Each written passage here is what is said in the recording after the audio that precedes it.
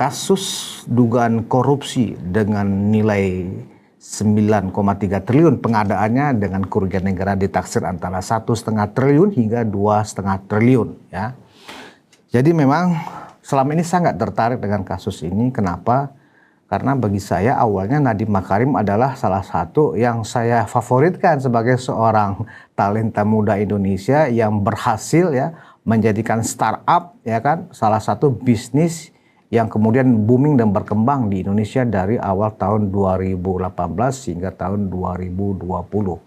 Ya, kehadiran Nadiem Makarim dengan menampilkan perusahaan pertamanya Gojek ya kan sebagai sebuah transportasi online memang adalah spektakuler. Banyak sekali informasi-informasi ternyata Nadiem Makarim memang tidak pernah menjalankan tugasnya sebagai menteri dengan baik. Kita juga sering mendengar di sosial media yang disampaikan oleh banyak pihak. Misalnya Nadiem Makarim nggak pernah tuh datang ke kantor, jangankan mengunjungi sekolah-sekolah, datang ke kantor aja sebagai menteri pun jarang, ya kan? Nah, ini juga sebuah persoalan bagaimana seorang menteri pendidikan ya tidak pernah ke kantor, apalagi tidak pernah datang ke seluruh Indonesia melihat secara langsung ya infrastruktur dan suprastruktur pendidikan kita. Ya, tidak pernah berinteraksi dengan para guru-guru dan seterusnya. Ya, ini adalah sebuah kejanggalan Mas Menteri pada saat dia menjabat sebagai menteri. Kalau kemudian ya ada masalah seperti ini, ya banyak pihak mengatakan bahwa ini sah-sah saja. Lantas apa yang akan menjadi keputusan nanti? Nah, sebenarnya itu adalah kewenangan dari majelis hakim. Tapi saya mengapresiasi kerja keras jaksa penuntut umum yang begitu gigih ya mendalilkan ya kan membuktikan di hadapan di hadapan majelis hakim bahwa Nadiem Makarim memang terbukti bersalah dan harus dihukum dengan lamanya tuntutan sebanyak 18 tahun ditambah 9 tahun menjadi 27 tahun. Ini mengerikan.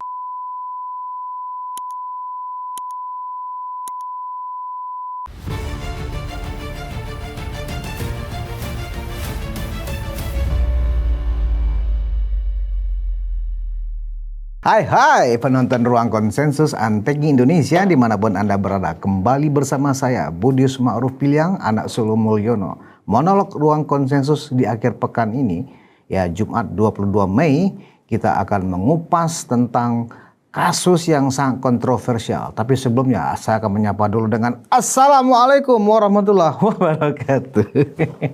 Karena kalau saya lupa terus dengan Assalamualaikum, waduh saya bisa dihujat ini oleh para termol karena kita memang kandang termol. Nah, kembali ke apa yang ingin saya diskusikan hari ini adalah tentang kasus dugaan korupsi dengan nilai 9,3 triliun pengadaannya dengan kerugian negara ditaksir antara 1,5 triliun hingga 2,5 triliun ya. Jadi memang selama ini saya nggak tertarik dengan kasus ini. Kenapa? Karena bagi saya awalnya Nadiem Makarim adalah salah satu yang saya favoritkan sebagai seorang talenta muda Indonesia yang berhasil ya menjadikan startup ya kan salah satu bisnis yang kemudian booming dan berkembang di Indonesia dari awal tahun 2018 hingga tahun 2020. Ya, kehadiran Nadiem Makarim dengan menampilkan perusahaan pertamanya Gojek ya kan sebagai sebuah transportasi online memang adalah spektakuler. Dan kemampuan Nadiem membangun Gojek sehingga menjadi unicorn ya dengan nilai valuasinya yang fantastis mencapai antara 150 triliun hingga 200 triliun bagi saya adalah sebuah hal yang fantastis pada saat itu. Artinya Nadiem Makarim adalah seorang entrepreneur ya dengan latar belakang pendidikan finansial yang mapan ya di Amerika Serikat. Nah, memang ketika kasus ini mulai saya langsung ingat itu bagaimana sih seseorang yang saya idolakan tiba-tiba menjadi terdakwa. Saya sempat agak nggak mau ikutin justru karena ini kriminalisasi barangkali gitu loh, ya kan, terhadap Nadiem. Tetapi ketika sekitar pekan lalu ya kita mendengar tuntutan jaksa penuntut umum ya yang ngeri-ngeri sedap tuntutannya ya 18 tahun subsidiar 5,6 triliun ya sebagai uang yang harus diberikan Nadiem sebagai ganti kerugian, dan jika itu tidak diberikan akan bertambah hukumannya menjadi 9 tahun. Berarti kalau kita anggap 18 ditambah 9 tahun, 27 tahun tuntutan jaksa. Ini jelas ngeri-ngeri sedap, ya kan? Nah, apakah memang seluar biasa dan sejahat itu ya seorang Nadiem Makarim? Sehingga jaksa penuntut umum yang dipimpin oleh jaksa senior yang luar biasa jenius menurut saya, yaitu jaksa Roy Riyadi, ya kan? Itu mampu membuktikan dalil-dalilnya, fakta-faktanya ya di persidangan. Tentu ini tergantung kepada keputusan hakim. Nah, mari kita tengok ke belakang apa sebenarnya yang terjadi. Bagi saya, pengadaan Chromebook ya yang dipelopori oleh Nadiem Makarim waktu itu ya dari 2019 sampai tahun 2024, dia menjadi salah satu menteri termuda di pemerintahan Jokowi Ma'ruf, ya kan. Itu sampai saking mudanya di kabinet itu Nadiem Makarim ini dipanggil dengan Mas Menteri, ya kan. Nah, kita memang tidak mendengar lagi sepak terjang Nadiem pada saat dia menjadi menteri, karena memang nyaris tak terdengar. Nah, persoalannya adalah pada saat Nadiem Makarim menjadi Menteri Pendidikan, Mendikbudristek ya pada saat itu nomenklatur Kementerian Pendidikan itu namanya Mendikbudristek, Menteri Pendidikan Kebudayaan, Riset dan Teknologi. Itu dipegang oleh Nadiem Makarim. Nah, kami waktu itu sebagai pembela ya Prabowo Gibran, ya kan, dan juga pembela Pak Jokowi ya dari 2014 dan 2019 memang melihat kehadiran Nadiem di tim sukses pemenangan ya Jokowi Ma'ruf saat itu. Jadi memang kompensasi dari dukungan, entah itu dukungan perusahaan Nadiem atau dukungan Nadiem dalam membangun jaringan untuk memenangkan Jokowi Ma'ruf, berbuah Nadiem menjadi menteri. Nah, tetapi kita nggak menyangka pada saat itu, kita justru membayangkan Nadiem itu menjadi menteri yang terkait dengan ekonomi kreatif. Kan dulu kita adakan Menteri Ekonomi Kreatif. Ternyata bukan. Nadiem justru ditempatkan oleh Pak Jokowi sebagai Mendikbudristek, ya kan? Nah, yang paling diingat oleh publik, tugas dari Presiden kepada Mendikbudristek, Mas Menteri ini adalah digitalisasi pendidikan. Ya, digitalisasi pendidikan, ya kan? Yang memang itu menjadi visi Presiden Jokowi pada saat itu. Ya, mungkin Pak Jokowi melihat Indonesia yang sangat luas ini dan kita juga masih punya keterbatasan biaya dalam misalnya pengadaan buku, mencetak guru dan seterusnya, sehingga barangkali dengan digitalisasi pendidikan, artinya dengan sekolah jarak jauh menggunakan jaringan internet yang berkualitas bagus, ya kan, sehingga dengan demikian kekurangan guru kekurangan sarana dan prasarana sekolah misalnya dengan digitalisasi pendidikan itu bisa diatasi. Nah, mungkin terjemahan dari Mas Menteri ini ya barangkali dalam tingkat implementasi kebijakan menjadi salah. Ya, saya tidak yakin ada yang keliru ya tugas dari Pak Presiden kepada Mas Menteri ini. Presiden hanya mengatakan pokoknya saya ingin segera dilakukan digitalisasi pendidikan. Nah, padahal kita tahu pada saat itu sekitar 2019 dan 2024 ya jaringan internet masih mengalami persoalan di daerah dengan julukan atau dengan istilah 3T, terluar, terdepan ya dan terbelakang, bahkan terabaikan. Bahkan teman saya malah mengatakan bukan lagi 3T tapi 4T, terabaikan. Nah, artinya apa?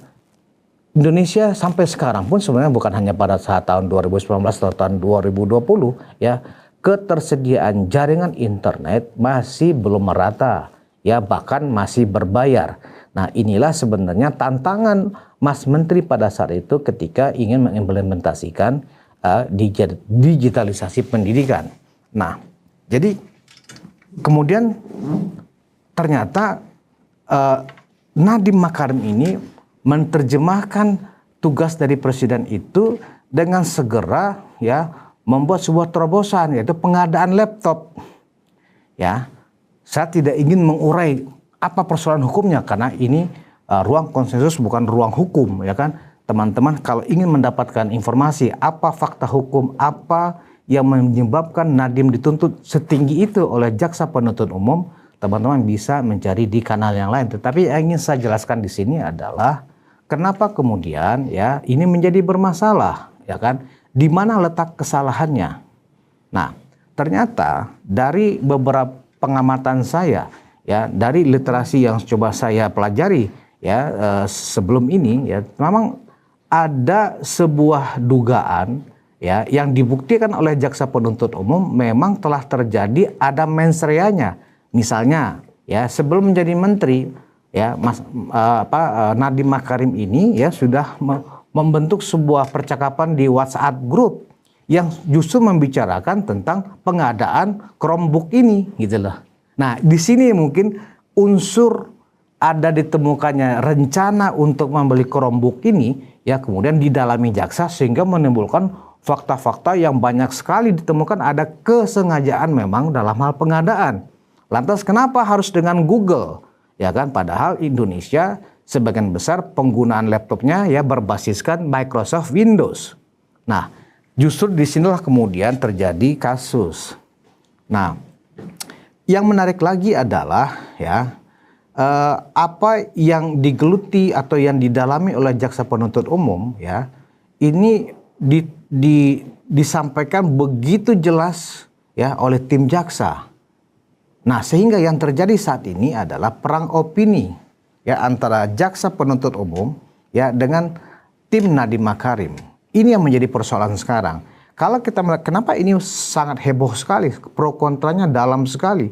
Karena memang ternyata ini menjadi sebuah polemik hukum akibatnya antara mereka yang pro penegakan hukum dengan menunggu keputusan dari majelis hakim atas tuntutan dan dakwaan yang disampaikan oleh jaksa penuntut umum dengan pembelaan dari kubunya Nadiem, ya, pembelaan misalnya bahwa Nadiem tidak bersalah, tidak ada niat buruk, tidak ada niat untuk memperkaya diri sendiri, tidak ada aliran dana yang masuk ke rekening Nadiem dan seterusnya dan seterusnya. Jadi pro kontra ini sampai sekarang masih hidup. Nah, bahkan Hotman Paris yang sebelumnya menjadi tim hukum bahkan sampai menelpon presiden untuk menjelaskan kepada Bapak Presiden tentang temuan hukum versi Hotman Paris yang harus didengarkan oleh presiden. Ya, dan ternyata kemarin kita mendengar Pak Presiden sudah menelpon Hotman Paris dan telah terjadi dialog. Apa isi dialognya kita belum tahu. Apakah isi dialog itu kemudian menambah cukup kuat bukti yang disampaikan oleh jaksa penuntut umum atau justru ada ruang keadilan yang mungkin nampak, yang mungkin akan menjadi pertimbangan bagi presiden, ya, setelah menunggu putusan majelis hakim. Kita nggak tahu semuanya, ya kan? Nah, makanya dari itu saya melihat, ya, jangan sampai kemudian kasus ini diputuskan hanya karena opini publik atau juga karena target dari kejaksaan yang harus memenjarakan para koruptor, ya. Nah, kalau kita lihat, ya, dari selain Nadiem ada 3 pelaku yang juga terlibat dalam kasus ini. Yang paling dikenal namanya Ibam. Ibam sudah divonis oleh majelis hakim, ya, menjadi 4 tahun penjara dan langsung masuk. Dari tuntutan awalnya 15 tahun menjadi hanya 4 tahun. Ya, artinya apa? Kalau Ibam adalah rangkaian dari proses dugaan korupsi dalam pengadaan Chromebook operating system ini, ya, berarti ada kemungkinan memang Nadiem akan juga menemukan vonis bersalah karena Ibam sudah terbukti. Mana mungkin nanti ketika Ibam konsultan IT yang dipakai oleh Nadiem Makarim dalam proses, ya, pengadaan Chromebook ini, bahkan Ibam ini juga ikut merekomendasikan software bernama CDM, ya, Chrome apa sih singkatannya, kan gitu loh. Saya lupa juga apa singkatannya. Jadi CDM ini, ya, adalah sebuah aplikasi, ya, yang oleh Ibam diyakini akan mencegah pengguna, yaitu murid-murid SD, SMP yang menggunakan Chromebook untuk tidak terjamah oleh aplikasi pornografi dan aplikasi judol. Nah, oleh jaksa dianggap itu tidak berguna, kan begitu. Nah, ini yang membuat Ibam kemudian terbukti bersalah meskipun, ya, di persidangan tidak terlihat, ya, tidak bisa diyakinkan bahwa Ibam telah menerima aliran dana ke rekeningnya. Ibam tidak pernah menerima keuntungan, ya, dari pengadaan Chromebook sebanyak 1 hingga 2 juta unit, ya, dengan nilai sekitar 9,3 triliun rupiah. Nah, jadi kalau kita merefleksikan dari kasus ini, yang menjadi persoalannya adalah apakah hukum ditegakkan dalam kasus Nadiem Makarim ini karena benar-benar penegakan hukum itu sendiri, atau memang ini karena opini publik. Nah, kita bisa melihat ya ketika apakah ini juga bagian dari kecanggihan gaya berkorupsi sekarang. Ya, kita juga bisa menjadi pelajaran dari sini. Misalnya, kenapa saya maksudkan, jangan-jangan ada modus korupsi sekarang yang model terbaru, seolah-olah ini adalah korupsi tetapi tidak korupsi, ya kan? Seolah-olah bersalah tapi tidak bersalah karena ya tidak terbukti memperkaya diri sendiri. Tetapi ada institusi lain yang terkait dengan pengadaan ini, anggaplah Google misalnya, ya itu ternyata telah mendapatkan kemanfaatan berupa nilai uang yang diterima oleh Google. Google sendiri sampai sekarang juga belum dimasukkan sebagai pihak yang terlibat, ya kan? Nah, jadi ini juga bisa dilihat sebagai jangan-jangan sebenarnya Nadiem ini dikorbankan atau dibiarkan bersalah karena pertarungan antara dua operating system yang menjadi populer di Indonesia, yaitu antara Microsoft Windows, ya kan, sebagai sebuah operating system di sebagian besar pengguna laptop di Indonesia, ya, dengan Google, ya, yang meluncurkan Chromebook yang dirancang untuk penggunaan anak sekolah. Nah, kontroversi antara penggunaan Chromebook ini penting atau tidak sampai sekarang masih ramai di masyarakat. Sebagian besar guru-guru, sebagian besar pendidik, bahkan guru-guru PGRI pun mengatakan bahwa sistem pendidikan kita belum memerlukan aplikasi seperti Chromebook itu atau teknologi seperti Chromebook itu. Karena kalau kita bicara tentang apa sih masalah pendidikan di Indonesia, khususnya pendidikan dasar, bukan tentang pengadaan Chromebook atau bukan tentang pengadaan laptop sebagai bahan untuk anak didik kita belajar lebih cepat, lebih baik dan lebih berkualitas. Ternyata bukan itu.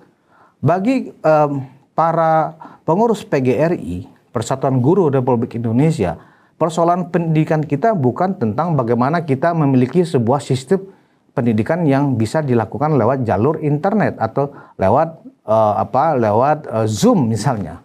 Karena menurut guru-guru, persoalan pendidikan kita adalah satu, kurangnya sarana dan prasarana yang memadai, ya. Artinya bicara secara langsung adalah masih banyak sekolah-sekolah, baik di kota besar maupun di kota kecil, apalagi di daerah pedalaman, yang sangat tidak layak untuk disebut sebagai sebuah sekolah. Bahkan banyak sekolah-sekolah di pelosok seperti kandang kambing. Ya, ini yang menjadi salah satu persoalan utama sebenarnya. Ya, kenapa pemerintah tidak memprioritaskan penyelesaian masalah itu dulu ketimbang ya dengan triliunan rupiah menggelontorkan uang ya untuk pengadaan yang sifatnya teknologi. Yang kedua masalahnya adalah ketersediaan guru yang masih terbatas. Ya, kenapa pemerintah tidak berusaha untuk mencetak guru dan kemudian mengangkatnya sebagai ASN? Ini juga sebuah persoalan yang tidak dijamah oleh pemerintah. Ya, baru kemudian bagaimana para guru-guru ini sebagai pendidik mendapatkan kesejahteraan yang maksimal sehingga sebagai pendidik guru ya yang mencetak generasi ya bisa bekerja secara fokus, tidak lagi berpikir bahwa dia harus mencari pekerjaan lain atau mencari tambahan lain setelah keluar dari sekolah mengajar. Karena untuk mencukupi kebutuhan sehari-harinya. Inilah yang menjadi dasar ya sebenarnya kebijakan digitalisasi pendidikan yang disampaikan oleh Presiden Jokowi disalah tafsirkan oleh Nadiem Makarim sehingga kemudian telah masuk dalam jebakan korupsi ya, di mana ada pengadaan laptop di sana. Bahwa kemudian banyak sekali informasi-informasi ternyata Nadiem Makarim memang tidak pernah menjalankan tugasnya sebagai menteri dengan baik, kita juga sering mendengar di sosial media yang disampaikan oleh banyak pihak. Misalnya Nadiem Makarim nggak pernah tuh datang ke kantor, jangankan mengunjungi sekolah-sekolah, datang ke kantor aja sebagai menteri penjarang, ya kan?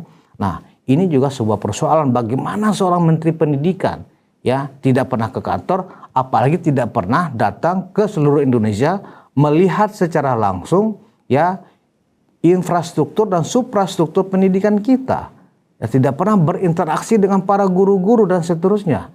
Ya, ini adalah sebuah kejanggalan Mas Menteri pada saat dia menjabat sebagai menteri. Sehingga kalau kemudian ya ada masalah seperti ini, ya banyak pihak mengatakan bahwa ini sah-sah saja.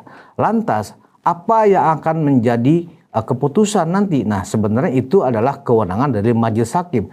Tapi saya mengapresiasi kerja keras jaksa penuntut umum yang begitu gigih ya mendalilkan, ya kan, membuktikan di hadapan di hadapan majelis hakim bahwa Nadiem Makarim memang terbukti bersalah dan harus dihukum dengan lamanya tuntutan sebanyak 18 tahun ditambah 9 tahun menjadi 27 tahun. Ini mengerikan. Hanya jaksa-jaksa yang berkualitas, hanya jaksa-jaksa yang punya integritas ya, yang berani mengajukan tuntutan sebegitu dahsyat kepada seorang terdakwa koruptor. Dan ini harus kita dukung.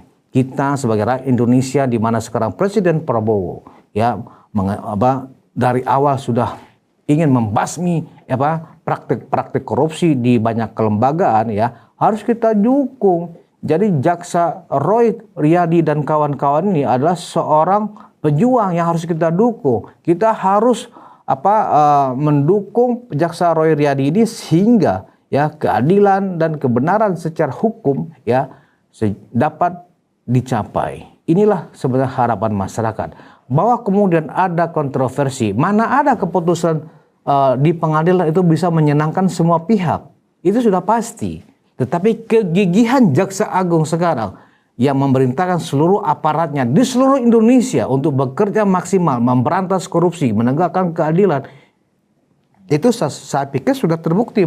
Kita bisa melihat baru-baru ini beberapa kali ada exposure kan, penangkapan para penambang liar lah dan seterusnya yang dilakukan oleh Jaksa Agung. Kita bisa melihat, bahkan kita nggak pernah sebanyak apa sih uang kalau 1 triliun. Nah, kita sudah melihat beberapa kali ya kan, Jaksa Agung bersama Presiden ya mensita sejumlah uang yang dianggap uang korupsi dari para penambang liar yang selama ini bekerja. Itu artinya apa? Jaksa Agung dan seluruh jajarannya nggak main-main sekarang, dan saya yakin Jaksa Roy Riyadi ya di dalam menjalankan tugasnya bersama teman-temannya sebagai jaksa selaku jaksa penuntut umum dalam kasus Nadiem Makarim benar-benar yakin dengan segala temuan-temuan dan fakta-fakta hukum yang mereka peroleh.